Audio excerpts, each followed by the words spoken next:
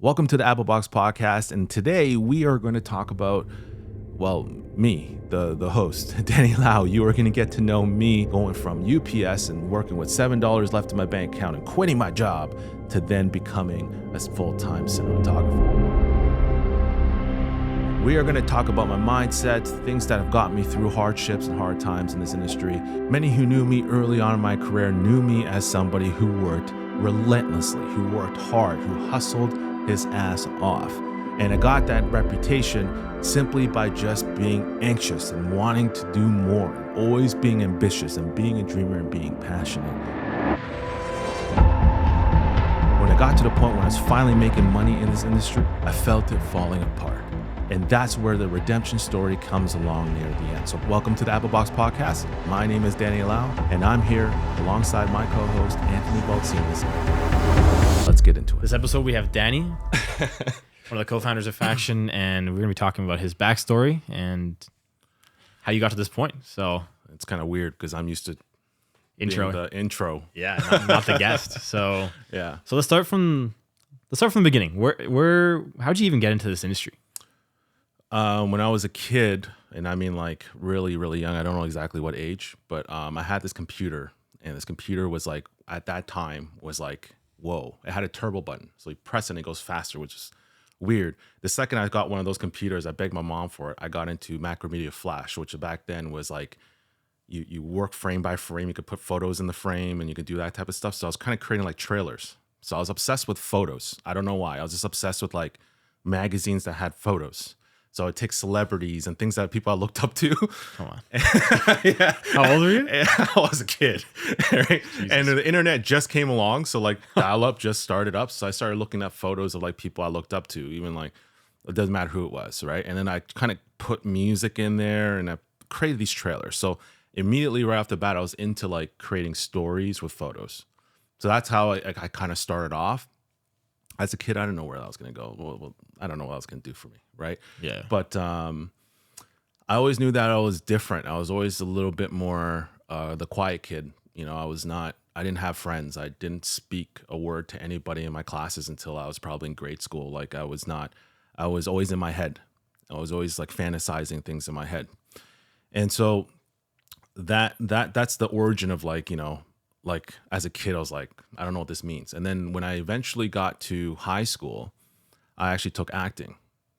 Okay. I think it was more therapeutic reasons that I took acting. It's like a drama class kind of thing? Yeah, it was drama class. Yeah. So I stayed back. So I graduated, but then I was like, no, I'm gonna stay back because I you know what? I don't feel right going into like, I think I applied for business or something like that at college, and I got in and I was like, I don't want to do that.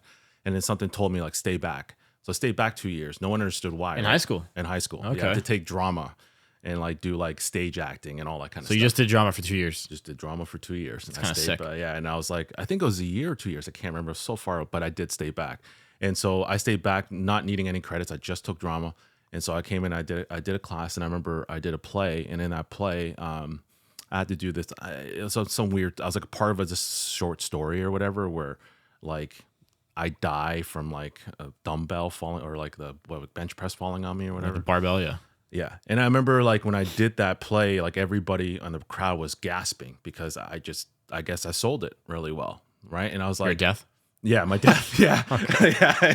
It was, from this, if I look back, I'm pretty sure it's pretty cringe, but you know, I sold it pretty well apparently. And then I used that to get into college for a Humber's acting for TV program. At that time, I wanted to be an actor, and I had friends, a director friend, a producer friend, and we met like every other day to try to come up with ideas to shoot shorts. And back then it was a lot harder because it was not like now where you got social media, right? Back then it was truly who you knew, like truly who you knew. And so when I got into that, it was kind of like I kind of started understanding a little bit because my friend's dad at that time was a colorist. No way. So it was kind of like I started seeing like, oh, I didn't know films were colored, you know? And I saw him, I was like, oh, interesting. And then when he was talking about Lord of the Rings, I was like, what's Lord of the Rings? Lord of the Rings came out. I went to go watch it, blew my mind away. Yep. And that was like forever going to be like, I want to do this in some capacity. I thought I wanted to act.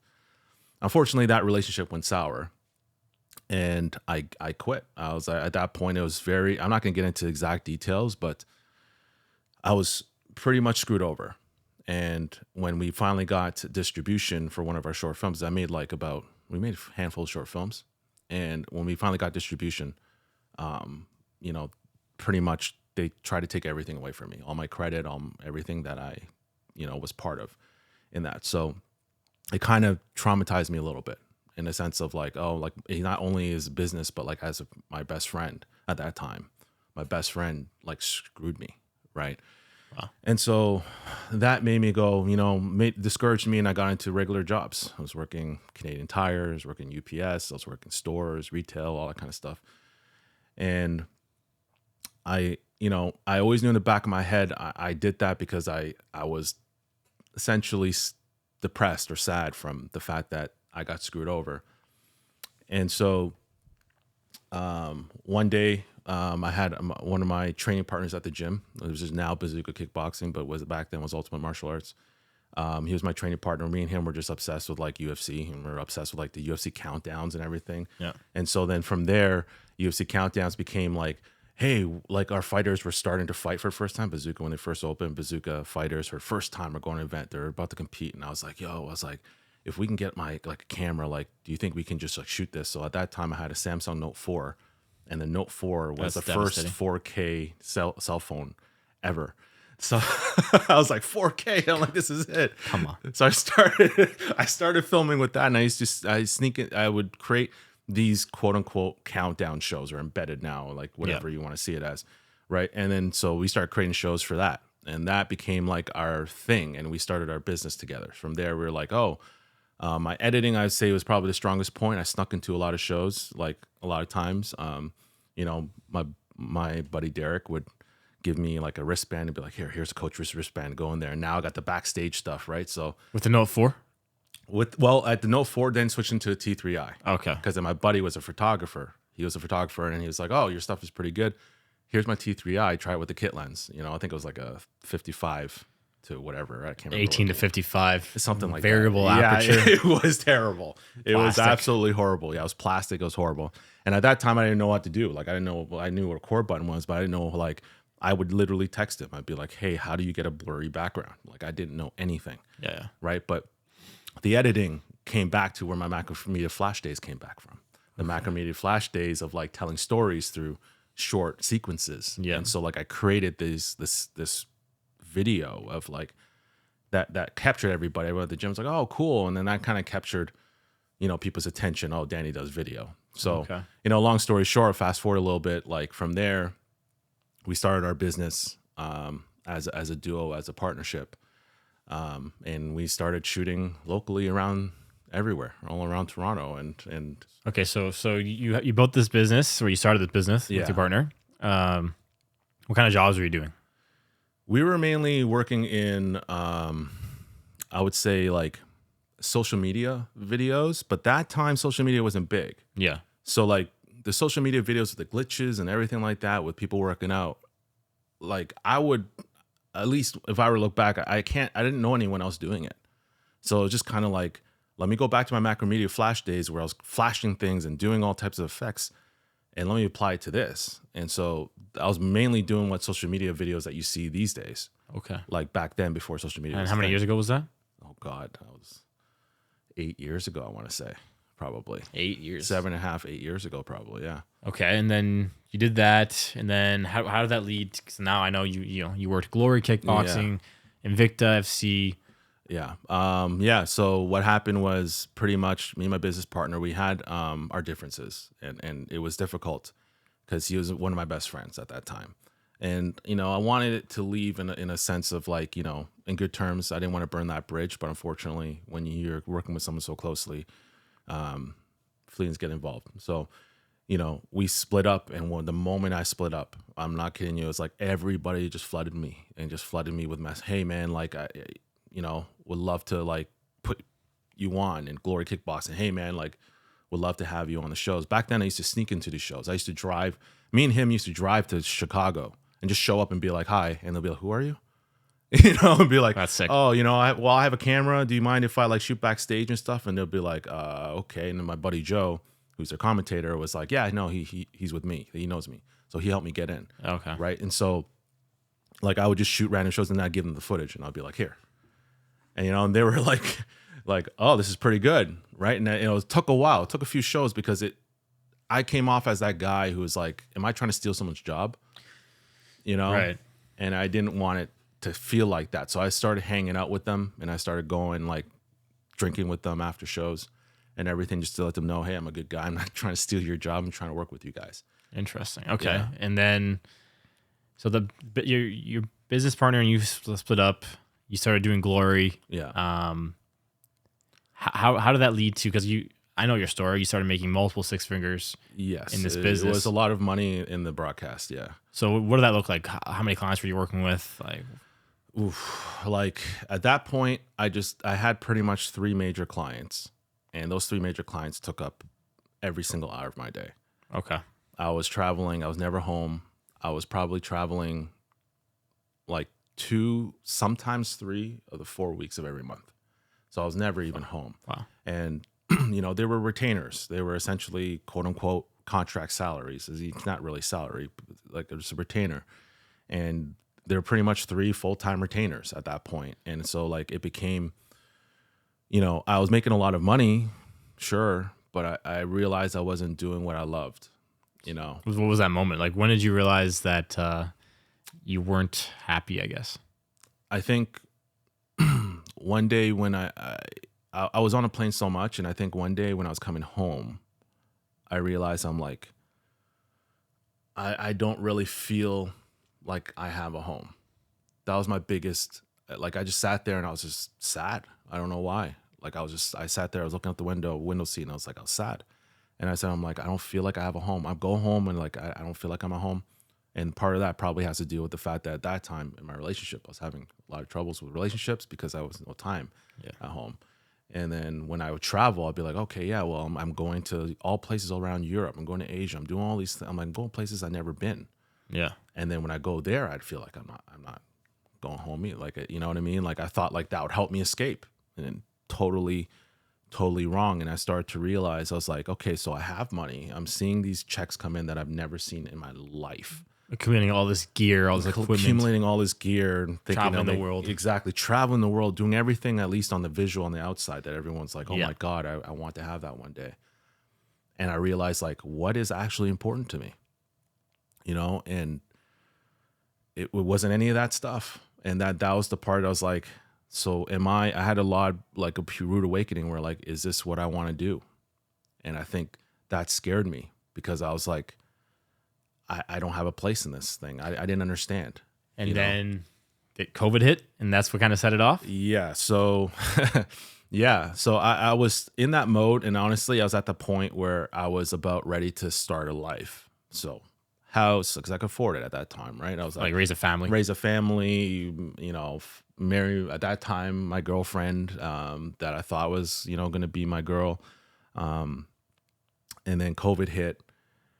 And it reset everything because travel and everything like that got locked down, and no one knew what was going on.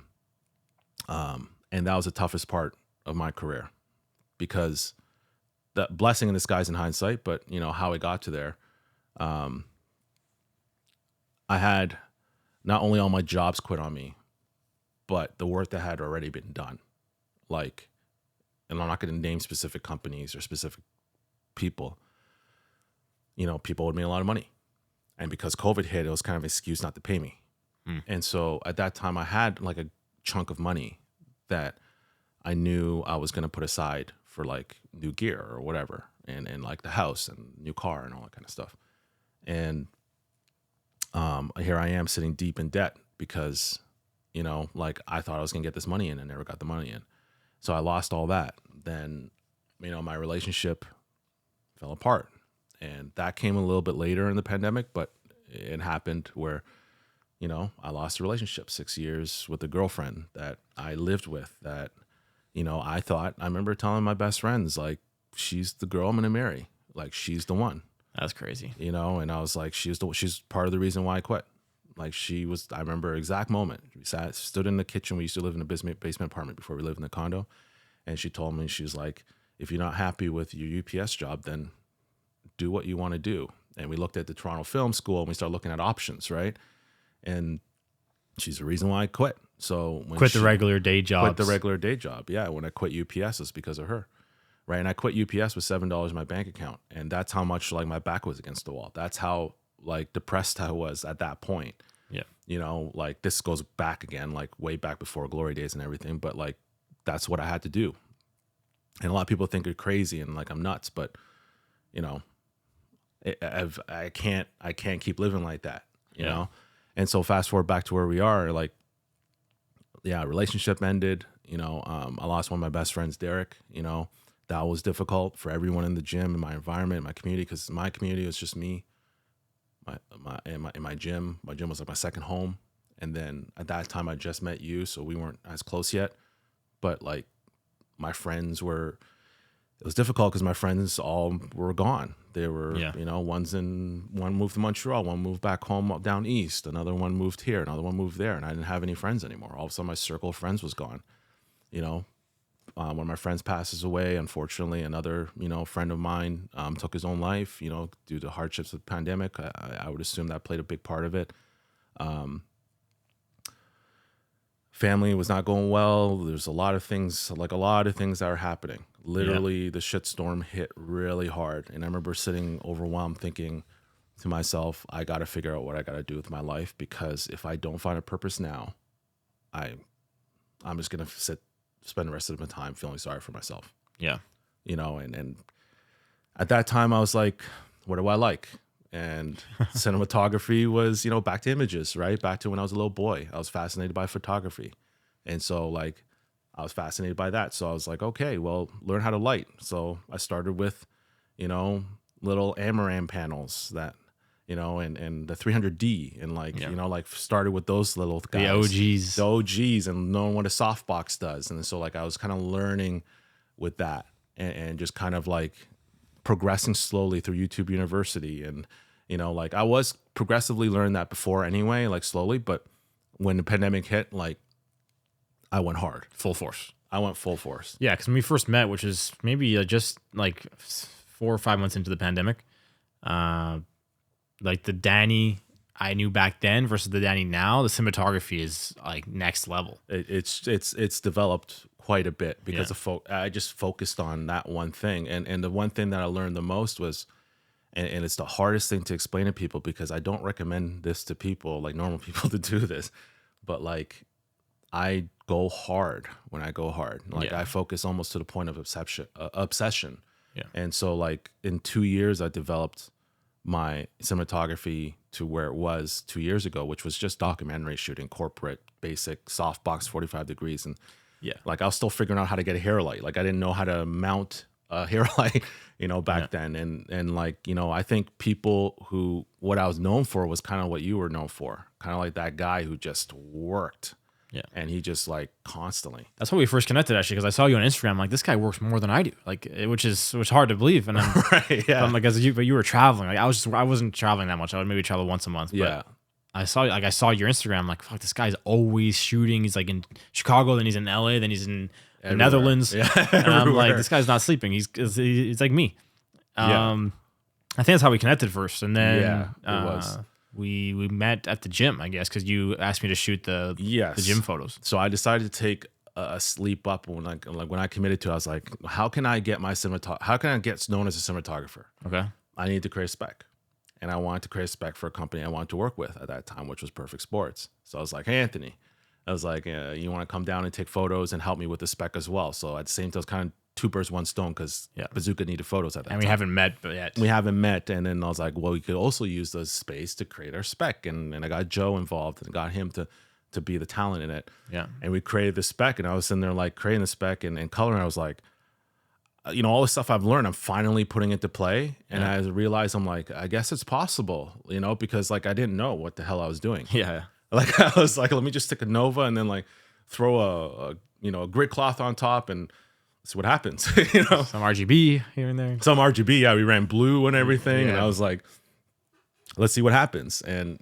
from there, you know, that landed us a Perfect Sports gig, right? And you know, Perfect Sports occasionally still works with us, and so like, you know, that's how it started. I realized, I'm like, there's a lot to learn in this game, and there's a lot of things that I need to develop in this game, you know. And Yeah. So what were your tools to like develop your craft? Like what were some of your go-to resources for learning cinematography? Warner DP was a big one.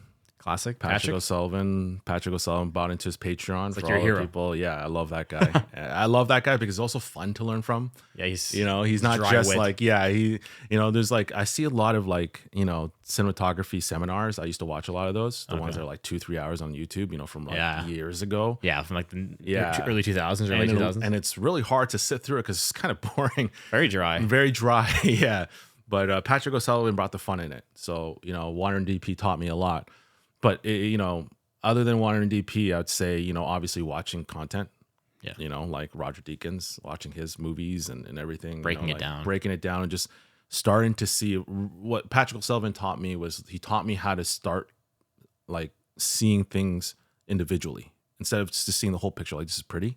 Seeing like, oh, that's what a key light, like that's a key light from over there. So then when I start watching other people's work, I'm like, oh, why do they motivate the key light from over there? Why don't they have an eye light? Or why, you know what I mean? I start understanding motivations behind lighting. I see. So I mean, I saw it firsthand, like the growth in the cinematography. Now, like I would say you're up there with some of the best in the city.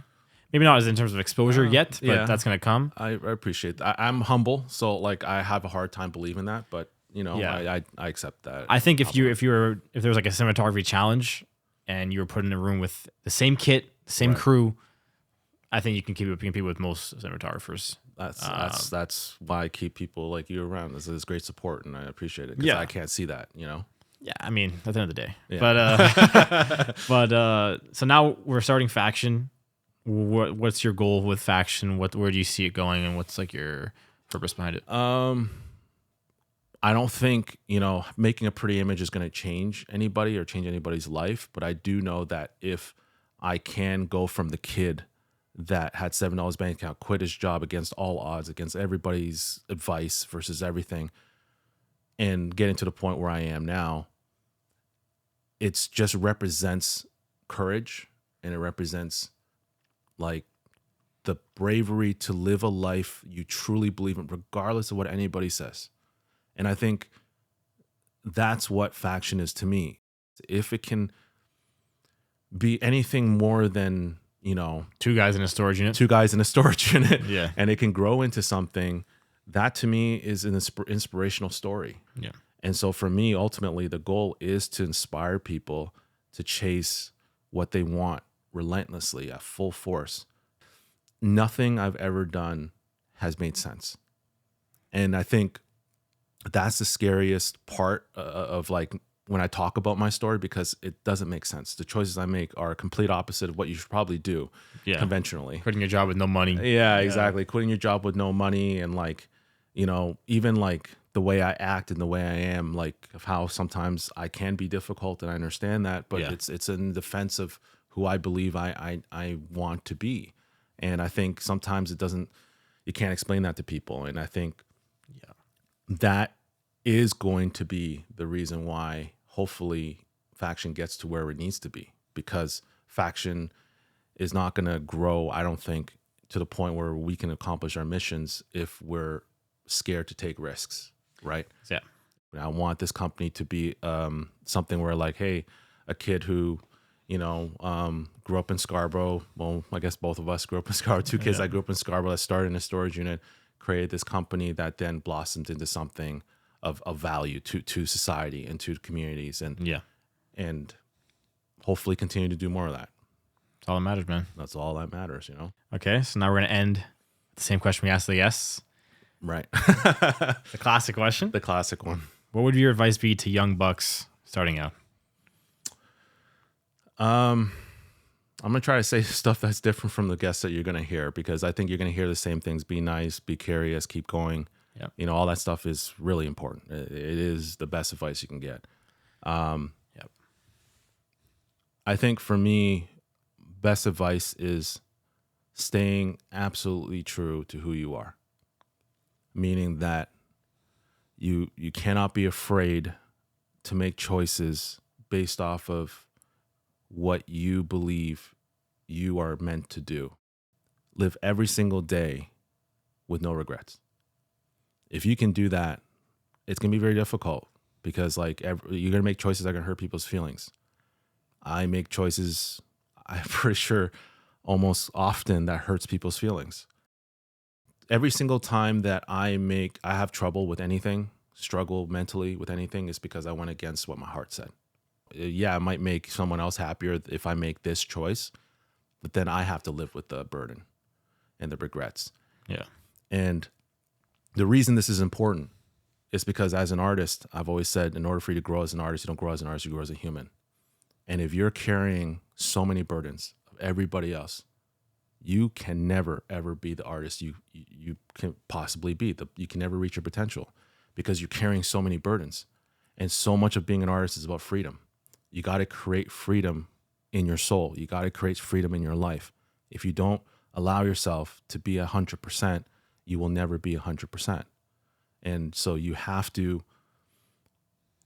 find courage in those situations. To sometimes you'll be, labeled as selfish. Sometimes you'll be labeled as an asshole or cold, or, all that stuff hurts. It sucks. But I'd rather that than face regret at the end of the road. And I know that if I can be 100% free, that if I can let the creative freedom be out there in the world, then the world is going to benefit from that. I believe that that's going to create the best Danny and therefore create the best work.